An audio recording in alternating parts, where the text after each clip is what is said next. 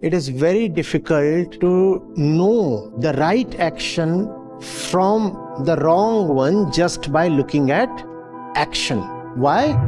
Why not forget the action and focus on the actor? Every person would anyway want to learn about the world, no? You can know so much about so many things in the world, and yet you can be inwardly very stupid. The center that knows itself, it's the center of wisdom. And the center that looks only outwards, that's the center of ego. When we say wisdom equals self-knowledge, that does not mean that desirelessness is a very silent and spontaneous byproduct of desiring wisely. The central question in Vedanta is, for whom? Koham. Edification, pontification is not Krishna's way.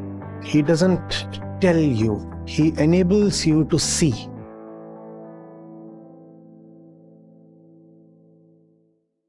Srimad Bhagavad Gita, Chapter 2, verse 49. O Arjun, action performed with desire for result is far inferior to action coming from wisdom and samta, equanimity. Therefore, it is wisdom that you must seek and not desire of results from action. Those who act with an eye on the result are pitiable and weak.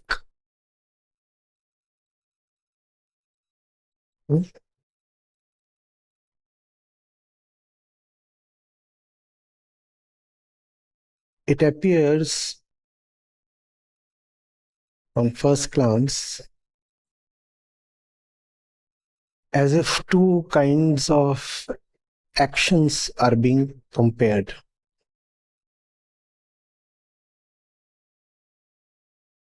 Desireless action and desirous action. It appears as if the verse is instructive.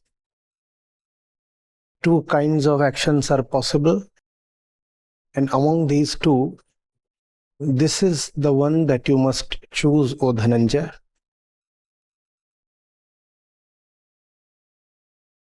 That's how it would appear to someone who has not gone deeply into the Gita. But once you see where Krishna's words are coming from, that is, once you start seeing the core itself, Krishna himself, words come from a source. The source of Krishna's words is obviously Krishna. So once you graduate from words to the source itself, and once you start seeing the common underlying unifying theme beneath all the verses, you realize that edification, pontification, or instruction is not Krishna's way. He is not a teacher of the usual kind. He doesn't tell you. He enables you to see. The teacher just telling you something is a very ordinary teacher. The great teacher brings you to a point where your need to be repeatedly told diminishes greatly. So we said he enables you to see.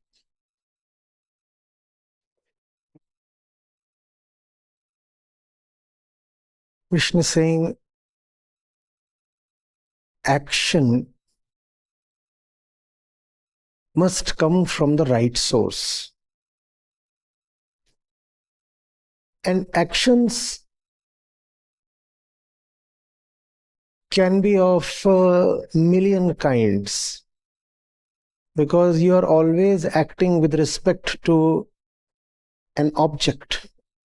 And the universe has a million objects. Your universe, your field of action has a million possible objects. So there are a million kinds of actions possible. A million kinds of actions of desire, and equally a million varieties of desireless actions. No? Or is desireless action something that you would identify as coming straight from an old hackneyed behavior manual? Just as our attachments and desires and afflictions can be of a million kind, similarly, desireless action can take a million forms. No? So there is unthinkable diversity possible on both sides, the side of desire and the side of desirelessness. How will you possibly, practically enlist this diversity? To what extent can you practically list down all, if we can say, use cases? Right? So there is a mind-boggling and utterly confusing diversity possible. Such a great number of diverse options that it may become very difficult to instruct a disciple regarding each one of them. The beauty of self-knowledge is that it simplifies things. Yes, there can be a million objects and therefore a million kinds of actions. But there can be only two centers. Actions can vary so much on a scale of subtlety. For example, the action could be very subtle. The action could be very gross. And then there are the objects with respect to whom the action is performed. Even those objects can vary so much. So mind-boggling kind of expanse. It becomes very difficult to instruct someone and also to predict and accurately know the quality of the action. So Krishna, through self-knowledge, simplifies it. He says there are only two centers possible. If you will keep focusing on action, there is a great probability you will end up being confused. Why not forget the action and focus on the actor?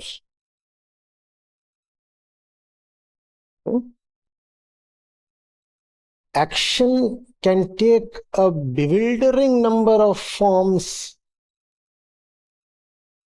but actor can come only from two possible centers, because there is no third.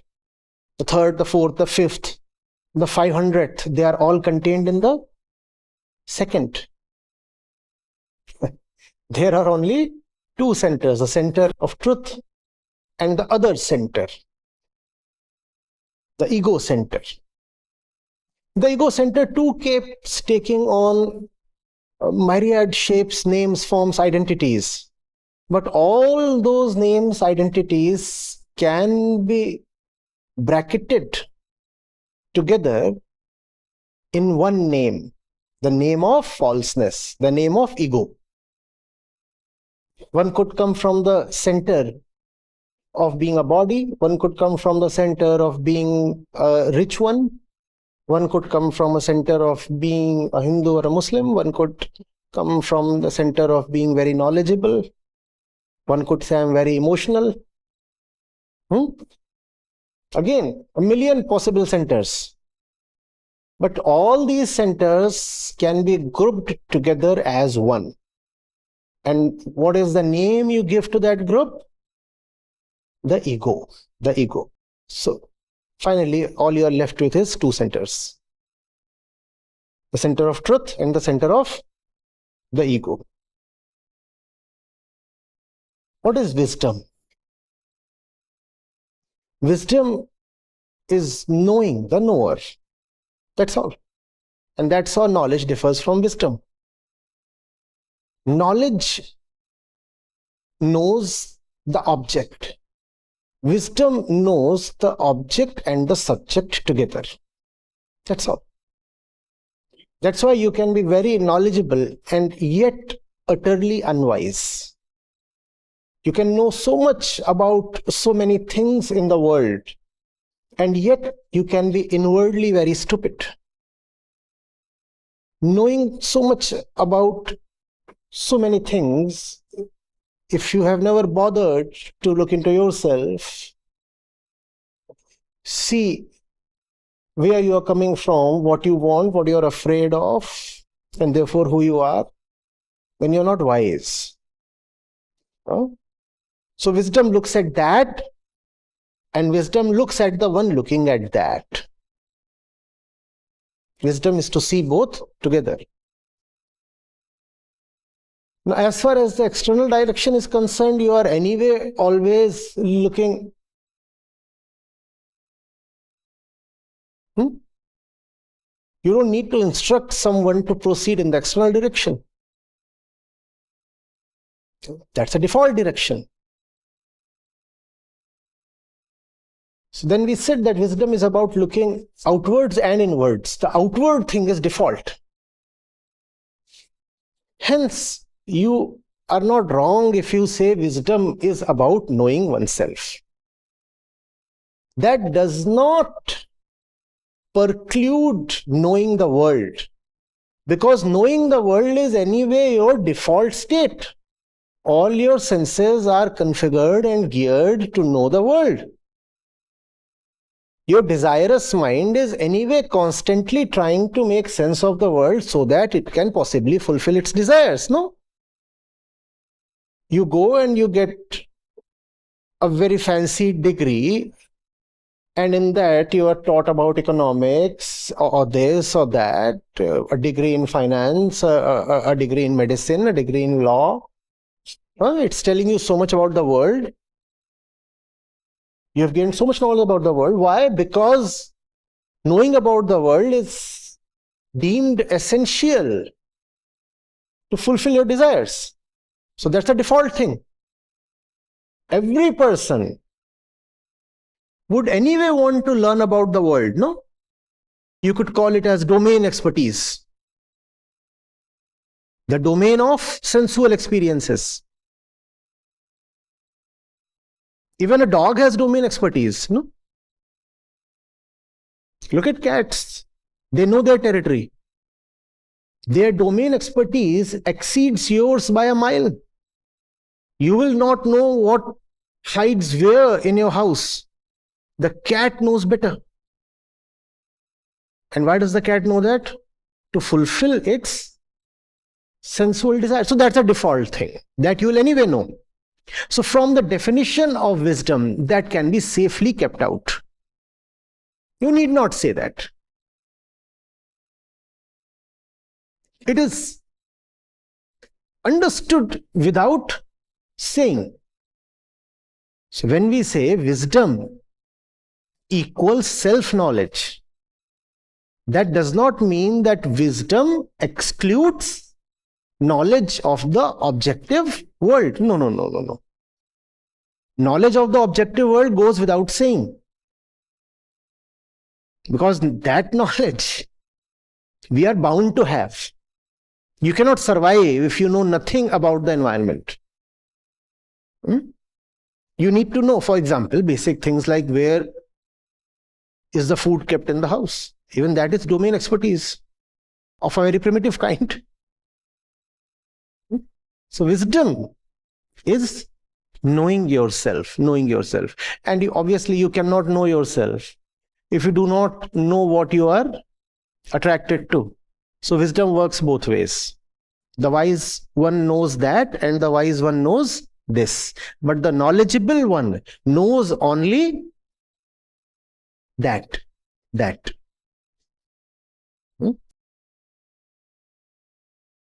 So wisdom in that sense supplements knowledge, fulfills knowledge, completes knowledge.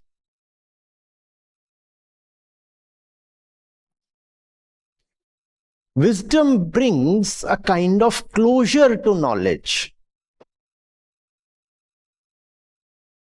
Otherwise, knowledge is a very unbalanced thing.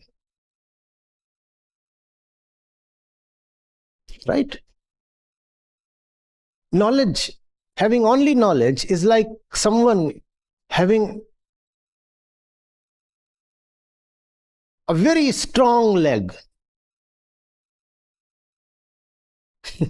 One very strong leg. And the other leg has no muscle at all. Never used, practiced, exercised at all. That is a man with knowledge, but no wisdom. So we are saying wisdom fulfills knowledge. Wisdom brings some decency, some dignity to knowledge. You take it? So there are then only two centers within.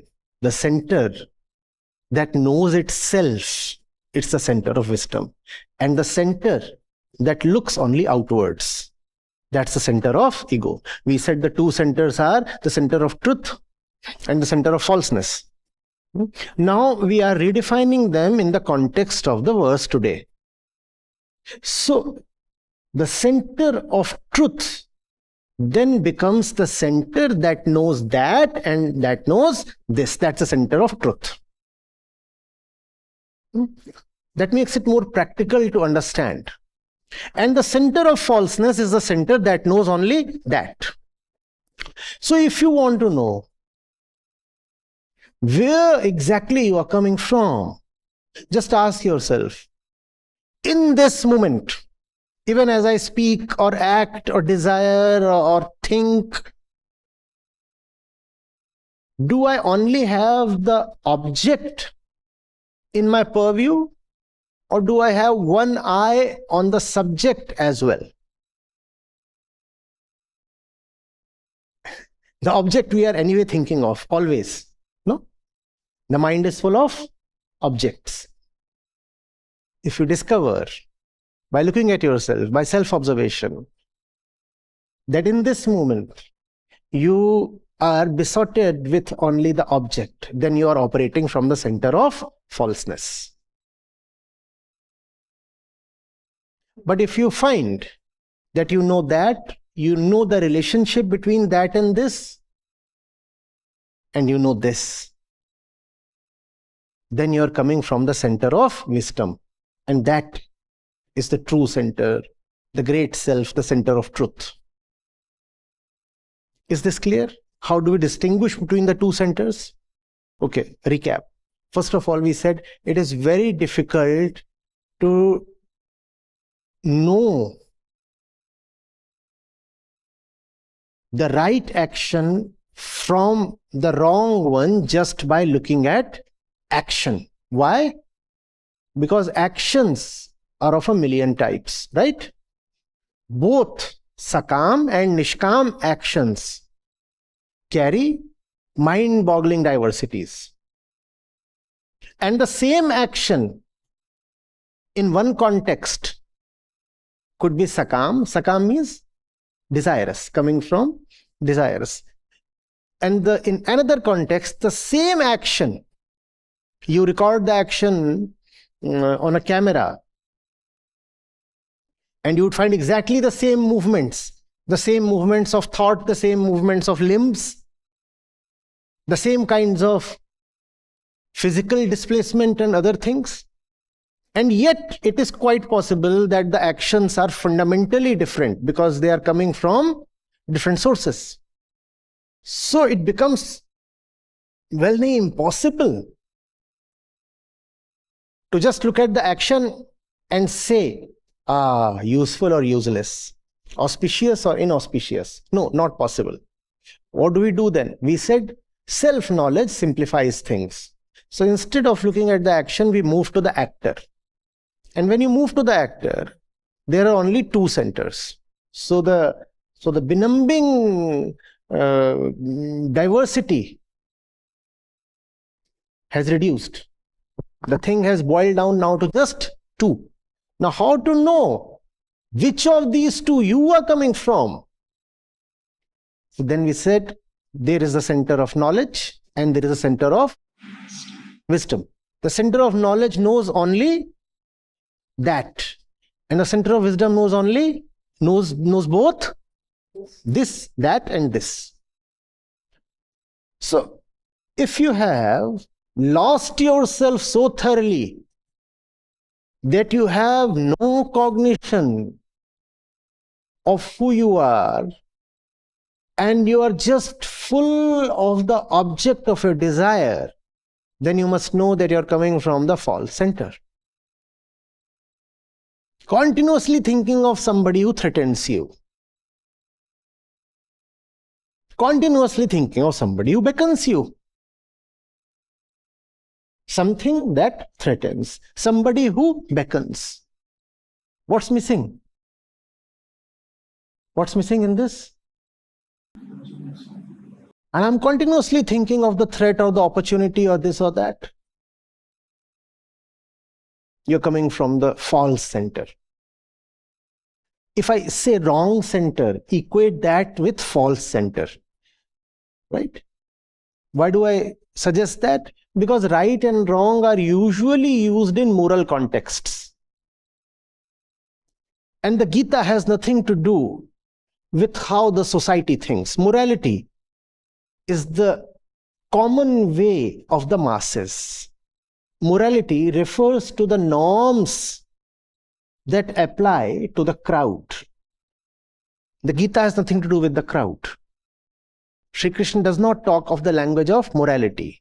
The whole thing is very rigorously and fiercely individualistic. Sri Krishna is not addressing a crowd. Where there is a crowd, there can be no Krishna. In fact, if there are 20 of you, it is probably possible to bring the Gita to you. But if there is just one of you carrying 20 others within, then it is utterly impossible to bring the Gita to you. Gita is not for a crowd. Gita is only for someone who dares to stand as an individual.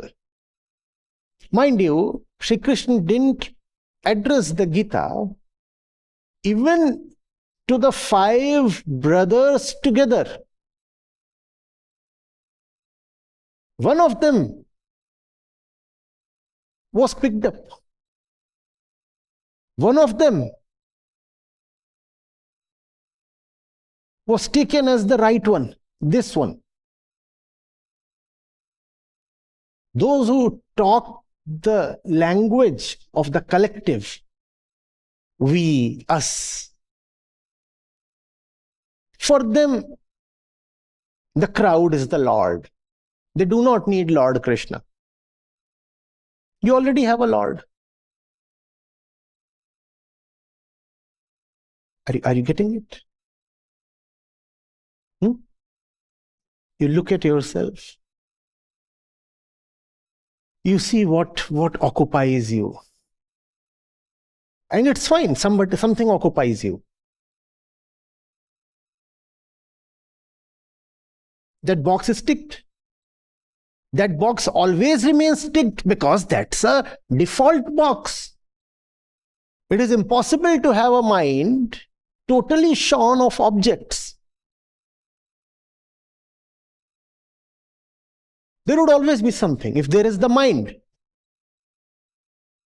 there would be something in the mind. That's fine, very much fine.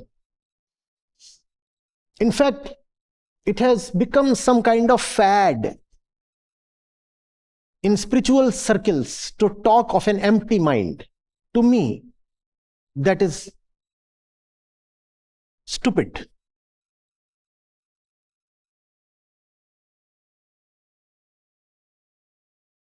Let there be something in mind. It is not a problem if there is an object in the mind. The problem is when there is only an object in the mind. The problem is when you have no capacity to look at the one relating to the object. Let the object be there, fine. You peep within. You find an object. That's not an issue. The problem is if you find only an object. There is a subject. Where are you? And if both are there in terms of both being known, then the object you relate to and the quality of relationship changes. There is a relationship made in darkness, in ignorance. When there is no cognition of the subject. And there is a relationship made knowing well who the subject is, who the self is, who I am when I am entering into this relationship. The object changes, the relationship changes. Even if the object does not change, the relationship still does change. Not all objects are disposable. No? Think of a house, for example. Unless you are filthy rich, your house is not something you are going to change 40 times in your life. The house will remain. Or think of the most intimate house, this body. Is this disposable? It's not disposable. It remains with you. And it's not an issue if the mind is thinking of the body. That's fine. But the relationship with the body will change. That's wisdom. That's wisdom. The relationship with the house will change. The relationship with the husband will change. Mostly husbands and wives are not disposable, are they? No, not in India at least. The person will remain. The relationship will change. And I'm not saying that the person must remain. Sometimes it becomes very difficult to change the relationship with the object remaining the same. It depends. Mostly the object, devoid of the utility it used to promise in your ignorance no more stands. The object itself either falls or gets replaced. And then there are cases where the object does not get replaced, but your relationship with the object changes. That's what happens when there is not just the object, but also the subject on which your light is falling. That's wisdom. When you are coming from the center of wisdom, how will it be possible to hold unrealistic expectations from an object? Now, what is an unrealistic expectation? If you want to understand Sakam and Nishkam Karma, it's important to go into this. What is an unrealistic expectation? An unrealistic expectation is about walking into a pet store and demanding pants for yourself. Is there something wrong with the pet store? It has balls for rabbits. It has goodies for dogs and cats.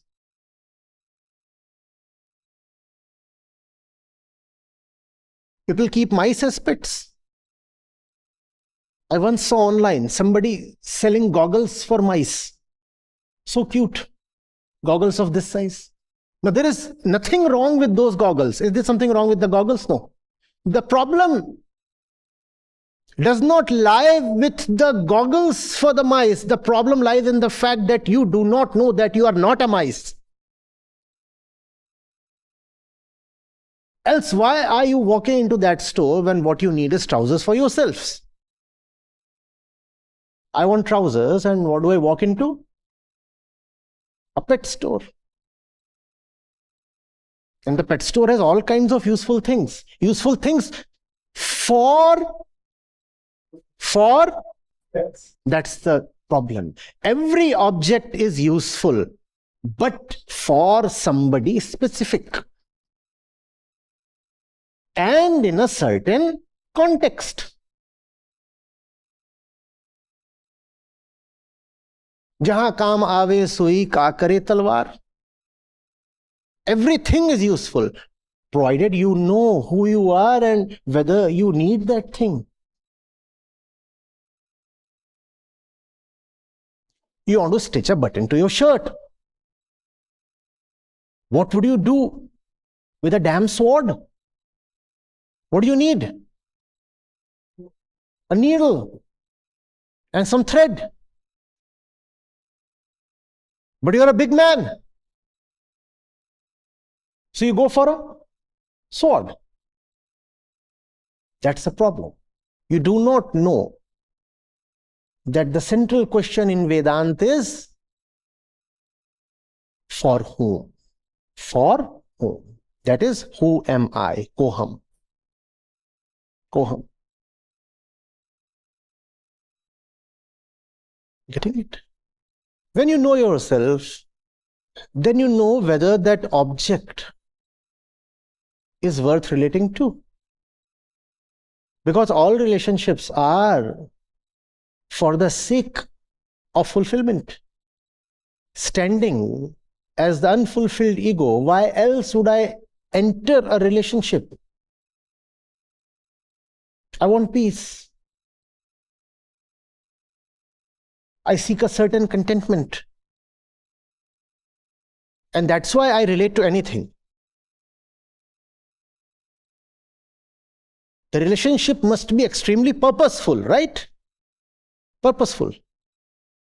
But if I do not know who I am, how will I know what to relate to?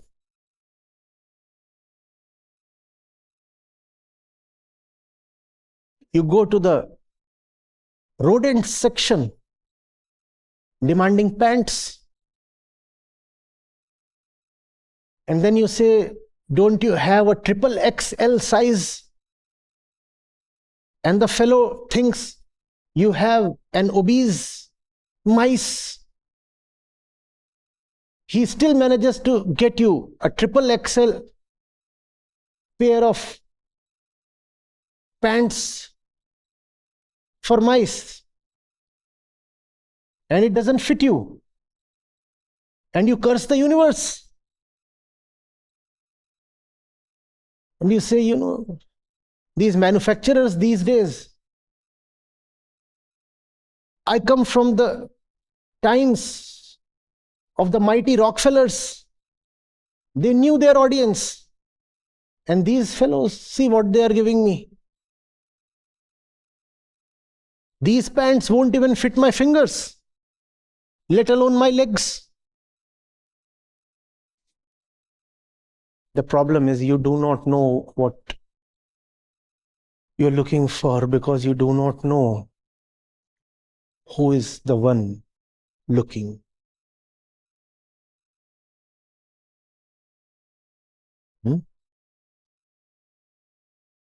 The default state is sensual. You look outwards and there is a mad, blind rush towards anything. Not knowing what you want, you rush towards practically everything, depending on the way the direction the wind is blowing. You just rush towards anything. You stuff yourself up with just anything. That's the default state. Don't be surprised if you find a lot of people in that state, because that's how we are all born. Then there is the state of purposeful relationship. Purposeful relationship involves knowing who I am and hence searching for the thing that would fulfill me. If you stay patiently enough and long enough at this stage where you say, now I can see I'm dissatisfied and I'm looking for something that can satisfy me. If you stay patiently at this level, then you realize that the very assumption that you are unfulfilled and the fulfillment can come from some object is the problem. So purposeful search will lead to freedom from the search. And that brings us to the third level. Once you have diligently scoured the world, I want this, okay, I can see what something is lacking, I can see, and I'm seeing more and more of it. Now let me experiment with this. Will this work? Will that work? Will that work? If you stay true to this exploration, then very soon you realize that you have come to the end of exploration. That now you are going around in circles. And then you smile. You realize that the very expectation that there is something out there keeps me unfulfilled. And this allows you, as we said, to graduate to the third state, and that is of Nishkamta. That is the highest state. Now you relate to the other in the joy that you are not depending on the other for your joy. There is a great joy in relating to the other, knowing fully well that your joy is not captive to the whims of the other. Then you remain free and allow freedom to the other as well. That is Nishkamta. Nishkamta involves the healthiest kind of relationship. But before you reach there, you must have the patience to stay long enough at the level of purposeful relationships. Purposeful relationships involve knowing yourself and hence saying, well, I think I'm hungry for knowledge. So let me read many, many more books, or let me go and get a degree from somewhere. And being very watchful about the results your search is fetching you. If you are diligent and watchful, you start seeing, as we said, that you are going around in circles. That everything is just the same as every other thing. That if you have honestly gone through just one experience of purposeful search, then you have actually gone through the infinite kinds of all purposeful searches possible. All you need is one truly honest experience. That's all, one. Well, if you can't be that ruthlessly honest to the bone, maybe you will need 5 experiences. Even 5 is all right. The problem is when people do not learn even after 500 experiences. The entire field of spirituality is to accelerate, expedite. What you are to learn, rather unlearn, over a natural, default, prakritic period of 5,000 years. Scriptures like the Gita are meant to enable you to learn/unlearn that in 5 years. That kind of acceleration. Left to yourself, you will be lost in the unending expanse of experiences, no? There is something more still left to experience. Maybe this one would get me fulfillment. Gita is meant to reveal to you that you have already experienced enough. There is no point hankering for more objects and more relationships. You have already seen everything. Just that you are still being deluded by the apparent changes in name, form, color, shape, situation, and the like. So you do not see that the same thing has come to you innumerable times before.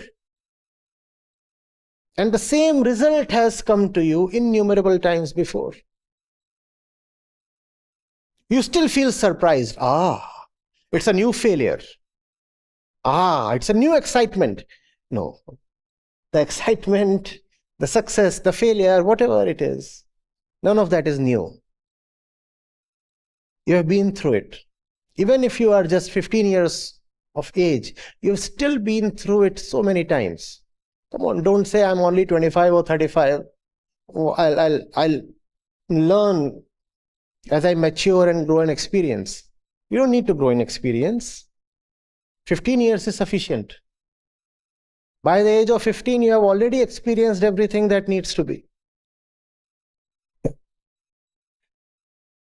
Just that you need deep sensitivity and honesty to see that what's happening between your parents is the story of the entire universe.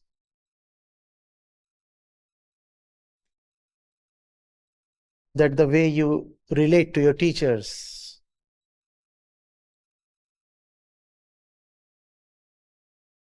is life summed up in one period of mathematics.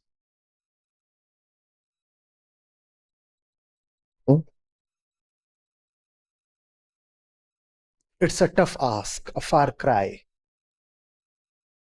for a 15-year-old to be able to see entire life in one period of mathematics, but it is possible. It has happened. Even if you cannot be that quick, at least don't wait till 85. No?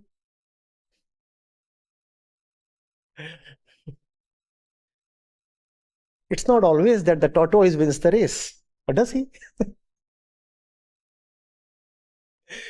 We believe too much in fables.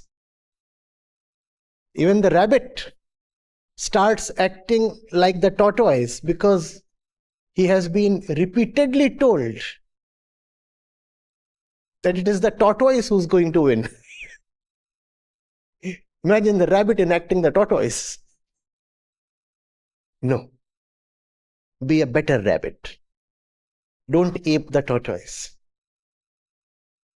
You already have the potential to be quick. No, drop your complacency. That's what made the rabbit lose, no? Or was it swiftness that made the rabbit lose the race? It was not swiftness, it was complacency. So don't try to become a tortoise, become a better rabbit. Be faster. We need speed. We don't have all life. We don't even know whether we have all day. Are you getting it? You cannot bypass the stage of purposeful search. But do not stay endlessly there.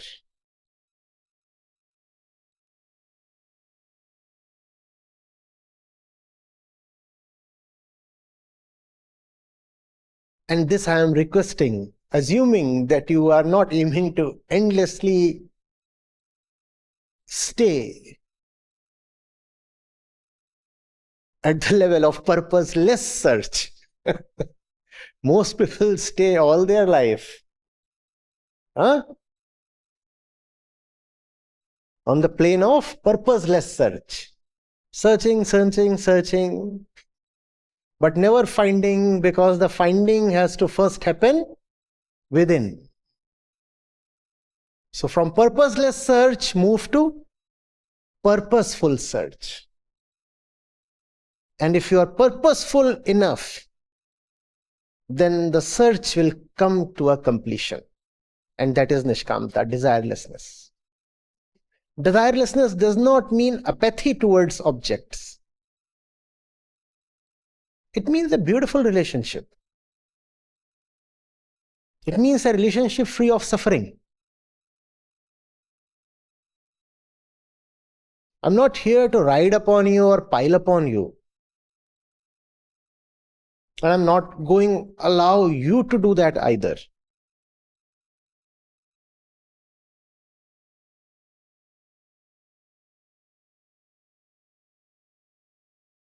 The tree is the tree. The tree is beautiful.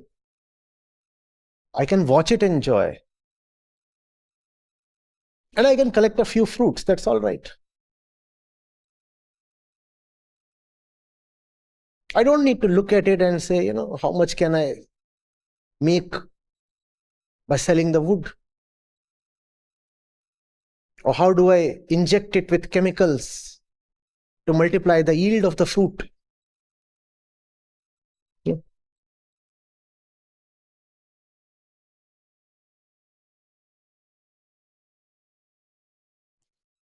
I look at the hillside, and the hillside as it is glorious. I don't have to quickly calculate how to monetize it. That's a healthy relationship. Nishkamta does not mean absence of relationship. It means real relationship. A relationship where you have dropped the unreasonable assumption, hope that the object can complete the subject. That's not going to happen. The object and the subject exist in different dimensions. The object is gross. The subject is subtle. That gross thing cannot plug a subtle hollow.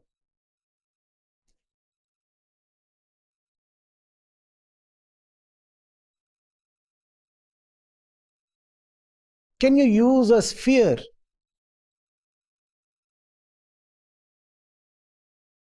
to fill a rectangular cavity? Is it possible? Same way. The hollowness will remain, right? You take a sphere and fit it into a cubical cavity. The hollowness will still remain. Similarly, irrespective of the object you choose, the hollowness would still remain and it would bite even more deeply because you have done the maximum you could. Take a cubical cavity with A being the side of the cube. The edge of the cube is A. And take a sphere with A as the diameter. Now this is the maximum size of the sphere that would fit the cavity, right? Which means you have done the utterly maximum you could. And what do you find?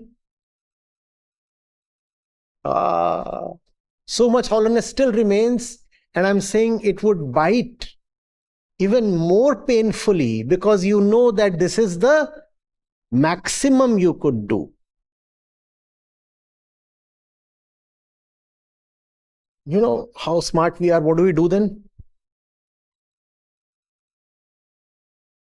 We say, this one was an iron sphere. Let me now try a copper sphere. This one was an iron sphere. I'll now try a copper sphere. How about a titanium sphere?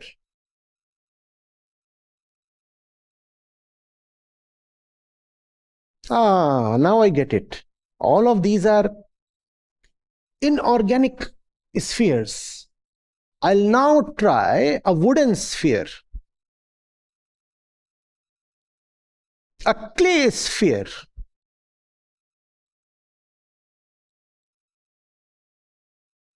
No. The problem was not with the material of the sphere. The problem was with the color of the sphere.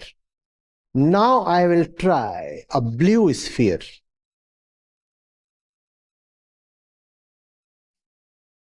Now I will try a consecrated sphere coming straight from Babaji. That one will definitely completely fill up the cavity. Now I will try an aromatic sphere. First, marinate it in some perfume, and then you put it in the hole. And now I hope that it will fill in. You are totally missing the point. Till now you have been trying male spheres. Try a female sphere. No. You are still talking the language of genders. You must talk the language of God. What's the point in trying Catholic spheres all the while? Try a Vaishnava sphere.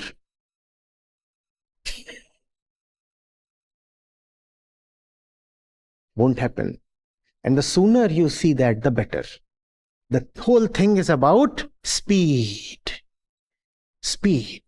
Be very purposeful in seeing things quickly so that you are relieved quickly. One wants a jail term to quickly come to an end, right? You don't want it to infinitely be protracted. Similarly, you must be very eager to bring the purposeful stage to a genuine completion. And then you are left to play. Left to play. And those who cannot play, Sri Krishna is saying today, their situation, O Arjun, remains pitiable. One wonders why they were born at all. Just to suffer. What else is suffering? running behind objects, harboring false hopes. And if the hopes aren't met, then you blame the object or the circumstances.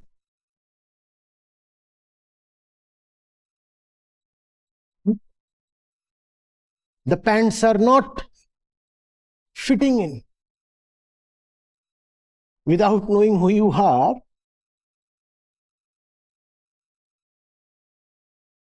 and now you are thinking of putting the pet shop to fire.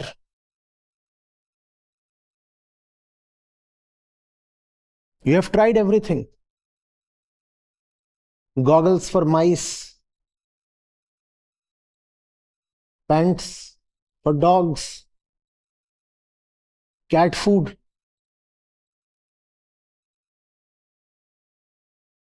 Pig slippers.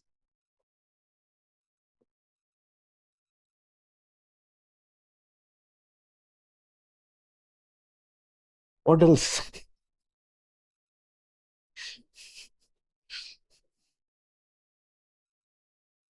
Horse toothbrush. None of that is proving to be of any use. So now you decide to lynch the pet shop owner. You are not an animal. Those things will not help you. And that's the reason Krishna says, if you remain holding expectations from the pet shop, then you can only be pitied.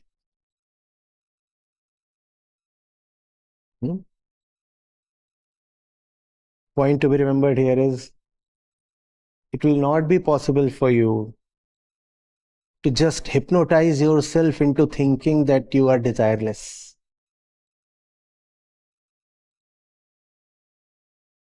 Desirelessness is a very silent and spontaneous byproduct of desiring wisely. If you desire with care, with caution and wisdom, due purpose, then without knowing, you find that desire is evaporating. And you didn't even want that. It's not as if you are targeting desire with a shotgun. You're just trying to know yourself and why you remain dissatisfied. That's what you want to know. And as this knowing deepens, one of the symptoms is that desire weakens. However, being desireless is not something to be targeted. What is to be targeted? Wisdom. That was the first thing we said today. Because desire and its manifestations are just so varied, so diverse, it will be very difficult to keep a tab on them. Hence, we would rather look at ourselves. You keep looking at yourself, and one of the gifts from that, a benediction, is that now you don't have to compulsively run after this and that. That's a blessing. Grace. A byproduct of self-knowledge. Since I know myself, therefore I do not feel obliged to enter the pet shop. Do you get this? People focus on desireless action. That cannot come directly. It's a byproduct of self-knowledge. And self-knowledge again is not something that can happen overnight. Your default state is of desire. From desire, You have to move towards self-knowledge. In fact, you cannot have self-knowledge without using desire. Who am I? The desirous one. That's how one looks at himself, right? If there is no desire, there is no self, what will you look at? You are detectable to yourself only in the moment of your desire. That's when the ego stands tall and bloated. And you can easily identify, yeah, here, that's who I am. So one starts from desire, it's fine. One says, right, there is the desire and I need to fulfill the desire. And because I'm serious about fulfilling the desire, let me be purposeful, let me be choosy, let me be wise. And you stay there patiently. And as you stay there, as you remain honest, self-knowledge deepens. You keep seeing more and more of yourself. You see how you repeat your patterns. And the end result of that is nishkamta. Do not talk about the end point too much. It's useless. Just as there is no point giving shapes, colors, and definitions to liberation, equally there is no point pontifying about nishkamta, desirelessness. One must rather pay attention to the process. The process involves looking at that, looking at this, and looking at the relationship. Why is that present in my life?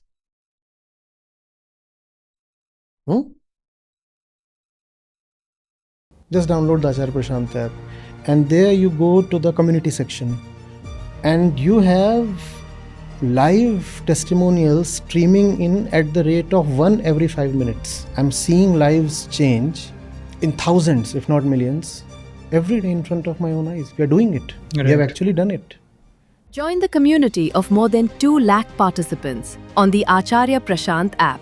Your first month is completely free. You'll get full access to Gita Mission. On the app, you will get regular live sessions, daily exclusive conversations with Acharya Prashant, access to the vibrant Gita community, wisdom exams, curated news, audiobooks, quotes, and much more. Search Acharya Prashant on Google Play Store or Apple App Store and download now.